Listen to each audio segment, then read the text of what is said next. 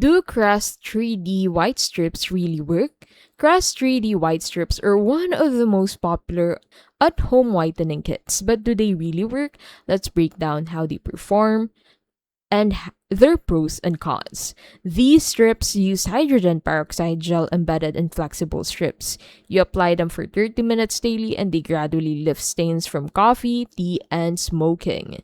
Pros include noticeable whitening in 7 to 10 days, easy application, affordable compared to dental whitening, and results that last for months with proper care.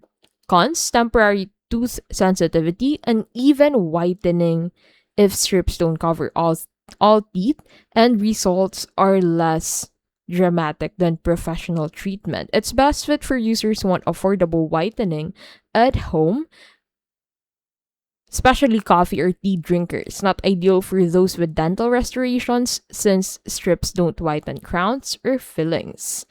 Crest 3D white strips really work. They're effective for surface stains and offer noticeable results at a fraction of the cost of professional whitening.